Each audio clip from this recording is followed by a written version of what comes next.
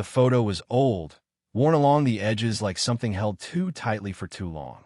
But the face was unmistakable. It was her mother. Except, the man holding it spoke as if Emily was the stranger. "This picture," he said, his voice rough and low, "it's your mother, but she made sure I was dead years ago." Emily Wells froze, fingers gripping the chipped ceramic of her coffee cup so tightly she thought it might crack. Moments before, he'd been just another customer at Maple's diner. Quiet, polite, mysterious. But now his words hung in the air like smoke, suffocating her. Her pulse hammered in her ears as the overhead lights flickered faintly, casting everything in an eerie glow. "What are you talking about?" Emily's voice barely held steady. She glanced around.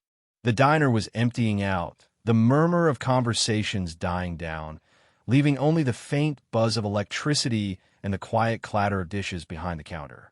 The world had shifted. It had tilted in a way she couldn't explain. The man, Lucas Gray, he had said his name was when he first sat down, didn't answer immediately. He took a slow, deliberate sip of his black coffee, his sharp steel blue eyes distant, as though seeing a time long past. Something flickered there, something haunted and hollow. And then Lucas spoke. What he said would change everything. It had been an ordinary Thursday, or as ordinary as they came for Emily. She worked mornings and late afternoons at Maple's, a small, grease-slick diner nestled in an overlooked corner of Brooklyn, New York. The kind of place where the coffee was strong, the regulars knew your name, and the booze cracked under decades of stories. At 23, Emily Wells was used to the grind. Her dark brown hair was twisted into a messy bun. A pencil stuck through it haphazardly. There were faint shadows under her hazel eyes, and her uniform, a burgundy apron tied over a simple t-shirt, was splattered from hours of work. Yet, there was a quiet strength in her smile. She carried herself with grace, even on days when the weight of her life pressed down hard. 2 years ago, Emily had dropped out of college when her mother, Margaret Wells, was diagnosed with a debilitating lung disease. Their lives had shrunk to the tight walls of a rundown apartment and the hiss of an oxygen tank. Emily traded textbooks and dreams of becoming a teacher for double shifts and tips. She didn't complain. There was no time for that. Margaret was all she had. And so, she worked. The day had started the same as any other. Regulars filtered in, Mr. Dugan ordered his usual oatmeal and black coffee. Old Marla chattered about her cats. Even Tommy, the quiet teenager from across the street, popped in for fries on his break. Emily moved between tables like clockwork. It wasn't until after the lunch rush, around 3 o'clock, that the bell above the door jingled softly, and in walked the man who would unravel her world. He didn't belong there. He was tall, broad-shouldered, and moved like someone who'd never been told no. His charcoal gray suit was perfectly tailored, his tie a subtle silk that screamed old money. Silver streaks threaded through his dark hair, and he had the kind of jawline you'd expect to see in magazines. He paused at the entrance, glancing around, and for a second, his gaze landed on Emily. There was an intensity in it that made her skin prickle. Emily caught herself staring and quickly grabbed a menu.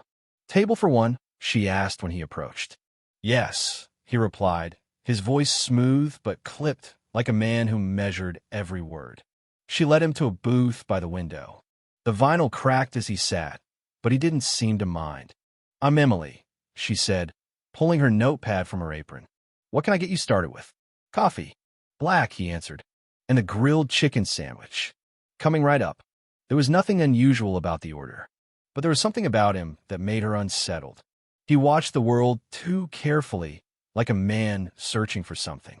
When she brought his coffee, she noticed he wasn't scrolling through his phone like everyone else. Instead, he was holding an old leather wallet open on the table, staring at a faded photograph tucked inside. Emily caught a glimpse of it, and her heart stopped. It was her mother, but not Margaret as she was now, frail, skin papery, tethered to a machine. No, this was Margaret years ago, laughing, her auburn hair spilling over her shoulders, vibrant and alive. Emily nearly dropped the mug. Her breath hitched, her pulse skittered. She blinked hard, wondering if it was a coincidence. But she knew that face. She'd memorized it in old photo albums, and in moments she clung to during long nights. Why did this stranger have a picture of her mother? She set the plate down a little too hard. "Enjoy your meal," she muttered and retreated to the counter, hands shaking. The hours blurred after that. Emily's mind spiraled through questions with no answers. Who was he? How did he know Margaret? Her mother never spoke of the past. Emily never even knew her father's name, just that he was gone before she was born. Margaret always said it was better that way. But what if? When the man finally finished his meal, Emily forced herself to bring him the check. Her heart pounded as she slid it across the table. "Here you go," she said. She hesitated, then blurted out, "Can I ask you something?" Lucas looked up, arching a brow. "Of course." She swallowed hard. "That picture in your wallet. The woman, that's my mother. How do you have it?" For a heartbeat, his mask cracked. His hand froze with the coffee cup midair, and something raw flashed in his expression. Shock, regret, fear. "What did you say?" His voice was low, almost a whisper. Emily's fingers dug into her apron. "The woman in the photo. That's my mom, Margaret Wells. How do you know her?" Lucas set his cup down with deliberate care. His gaze locked on hers, sharp and assessing. "You're sure? Margaret Wells is your mother?" "Yes," Emily said, her voice trembling but resolute. "I'd know her anywhere." He was silent. Then, abruptly, he stood. He pulled a crisp $100 bill from his wallet and set it on the table. "Keep the change," he murmured and turned to leave. "Wait," Emily called after him, but he was already out the door, the bell above it jangling softly in his wake. Outside, Lucas Gray slid into the back seat of a sleek black SUV parked to the curb. His hands trembled as he pulled out his phone. "Mark," he said when his assistant answered. "I need an address. The waitress at Maple's Diner in Brooklyn. Her name is Emily Wells. Find her. Now." 10 minutes later, he had it. A rundown apartment building 5 blocks from the diner. He stared at the screen, then at the photo. Margaret Wells. After all these years. And Emily, his daughter. The word hit him like a blow to the chest. He'd spent 20 years building gray tech, an empire that stretched across continents. He'd climbed to the top of the world. But his past, Margaret, was a locked box he'd left behind. 23 years ago, Lucas had been a different man. Young, ambitious, terrified of love. Margaret had begged him to stay, told him they could build a life together. But he'd left. He chose success over everything else. And he never knew she was pregnant. Emily's shift ended at 8.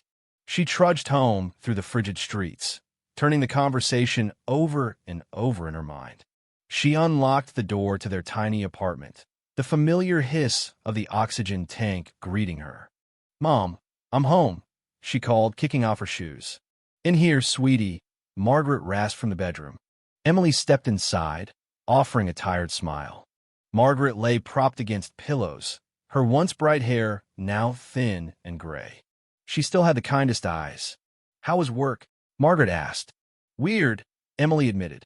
She almost mentioned Lucas but stopped herself. Her mother didn't need the stress. A sharp knock at the door interrupted them. Emily frowned. No one visited them this late. She crossed the apartment and peered through the peephole. Her stomach dropped. It was him. Emily cracked the door open. "What are you doing here? How did you find me?" "I need to see your mother," Lucas said, his voice low but urgent. "Please." Emily wanted to slam the door in his face. But there was something in his expression, desperation, maybe, that made her pause. "Why?" she asked. "I'll explain," he said. "Just let me in." Against her better judgment, Emily stepped aside. Lucas entered, his presence filling their tiny living room. Margaret called weakly from the bedroom. Emily let him in. Margaret's eyes widened when she saw him. The oxygen mask slipped from her face. "Lucas," she whispered. "Margaret," he breathed, stepping closer. His facade cracked, and tears welled in his eyes. "It's been too long." Emily stared, stunned. "Mom, you know him?" Margaret's gaze flickered between them. Her hands trembled. "Emily," she said softly, "this is your father." The room spun. Emily gripped the bed frame, struggling to stay upright. What? Lucas turned to her, his face pale. You're my daughter. I didn't know. Margaret spoke quickly. When you left, I found out I was pregnant. I tried to find you, but you were gone, building your empire. I couldn't reach you. Lucas sank into the chair by the bed, burying his face in his hands. I didn't know. I swear I didn't know. Emily sank to the floor. The man who had walked into her life only hours ago was her father. You left us for what? Money? She whispered. I was a fool, Lucas said, his voice raw. I thought success was everything. I ran from responsibility. I kept that picture of your mom because I couldn't let go. I've never stopped regretting it. Silence stretched between them, thick and suffocating. Margaret finally spoke. You found us now, Lucas. That's what matters. He looked up, tears streaking his face. I'm so sorry. To both of you. I've spent my life chasing the wrong things. Real happiness, it's here. With family. Let me make it right. Emily's anger battled with the aching hole inside her chest. She wanted to hate him, but there was something sincere in his eyes. Ow, she whispered. Let me take care of you, he said. Both of you. Margaret will get the best doctors. Emily, you won't have to work yourself to exhaustion anymore. I have a house upstate. Plenty of room. Come with me. Margaret reached for Emily's hand. What do you think, sweetie? Emily swallowed hard. She thought of the diner, the bills, the nights spent worrying. Then she thought of her mother's smile, the one she hadn't seen in years. Okay, Emily said finally. But this doesn't mean I forgive you. Not yet. Lucas nodded. That's fair, he said softly. I'll earn it. And slowly he did. Days later, Emily and Margaret moved into Lucas's estate in upstate New York. The air was clean. The rooms were warm. For the first time in years, Emily saw hope in her mother's eyes. Top specialists arrived within a week. Margaret's health stabilized. She smiled more. Lucas didn't push Emily. He gave her space. Time. One snowy evening, Emily found herself in the estate's grand library, flipping through old photo albums Lucas had kept. Photos of him and Margaret, young and in love. You really loved her, Emily said softly. More than anything, Lucas replied. And now you too. Emily closed the album, tears glistening in her eyes. I'm starting to believe that. He hugged her, tentative at first, then tight. I'm not going anywhere this time, he promised. And for the first time in years, Emily believed she had a family again.